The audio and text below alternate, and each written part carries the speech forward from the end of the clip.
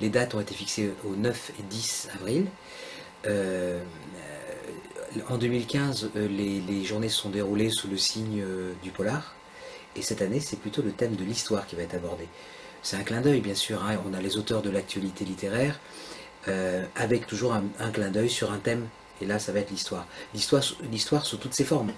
Les histoires de famille, l'histoire de France, l'histoire des religions. Ah, je ne peux pas tout dévoiler maintenant parce qu'en fait, à 2 mois et demi de l'événement, effectivement, nous avons des confirmations, mais à la limite, on est vraiment le plus proche possible de la réalité à 1 mois de l'événement. Alors évidemment, on a des auteurs qui ont traité, par exemple Pierre Perret, qui a écrit l'almanach de l'histoire de France, qui sera là, comme Laurent Gérard, qui aujourd'hui est très imprégné de la découverte qu'il a pu faire des carnets de son grand-père. On a bien sûr des spécialistes aussi, d'Aliénor d'Aquitaine, des gens qui ont écrit, Irène Frein vient d'écrire un très beau livre sur l'amant de Marie Curie, donc on va traiter aussi des femmes dans l'histoire.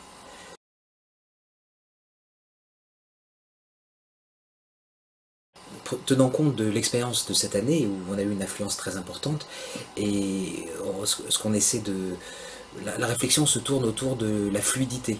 Donc il est possible qu'on monte des tentes sur la place de la République, mais sur pas mal de mètres carrés, puisqu'on a prévu 1300 mètres carrés de tentes. Donc on est en train de voir avec la municipalité comment organiser tout ça. On a le projet de samedi soir de faire un feu d'artifice sur la Loire, donc toujours dans le même état d'esprit que la ville de Saumur se tourne vers la Loire. Et pour répondre à votre question, l'idée c'est que les Saumurois s'emparent du livre et du vin, et donc c'est de garder le cœur de la ville comme le centre de la manifestation, et que tous les Saumurois s'y retrouvent et que ça soit leur manifestation. On va reconduire l'organisation des cafés littéraires dans les cafés, les rues vont être privatisées, on pourra circuler dans la ville d'une manière totalement fluide et sans complications, avec une extension dans l'école de cavalerie. Ce genre de manifestation est utile pour que les habitants de cette ville, et même ceux qui ne sont pas d'ici, soient, si vous voulez, au courant de ce qui se passe sur le point de vue littérature, parce que on a dit qu'on lisait moins. C'est tout souvent quelque chose qui est dit ah ben les Français ne lisent plus. Mais je crois que c'est pas vrai. Je crois que les gens lisent. Et j'ai tendance à faire, enfin, en ce moment je fais beaucoup de festivals, beaucoup de manifestations. Je m'aperçois avec plaisir que les jeunes, les tout jeunes, ceux qui sont au lycée, ceux qui sont dans des écoles qui préparent des carrières importantes, s'intéressent à la littérature.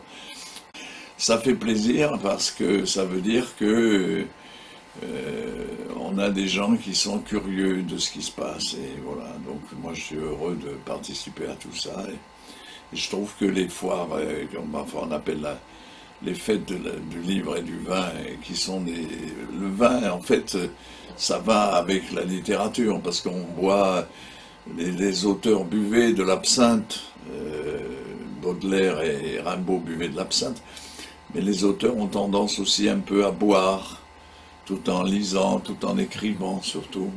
Ils boivent, ça leur donne du cœur à l'ouvrage. Il faut que ces genres de manifestations existent. D'ailleurs, il n'y en a pas beaucoup.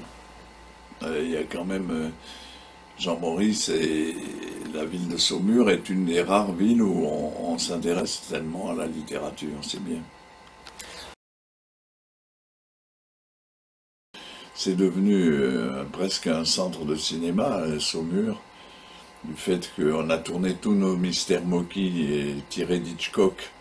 On a fait 46 films, dont une grande partie ont été tournés ici à Saumur, avec les habitants, la municipalité, le conseil général, etc. Donc pour nous, Saumur, c'est un studio.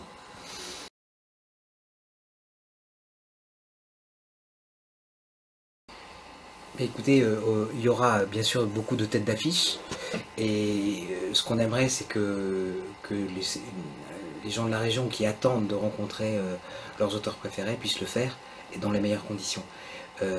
Et Jean-Pierre parlait du vin, donc on a à nos côtés le syndicat viticole des Côtes de Saumur, le syndicat présentera les meilleurs vins qui sont en fait les porte-drapeaux de la qualité de nos vins de la région, qui sont pour beaucoup remarquables aujourd'hui.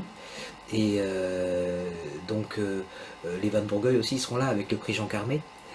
Et donc dans la manière de voir les choses, comme depuis quelques années, on sélectionne les médailles d'or de la Loire, donc un vin par appellation, du Sancerre jusqu'au Muscadet.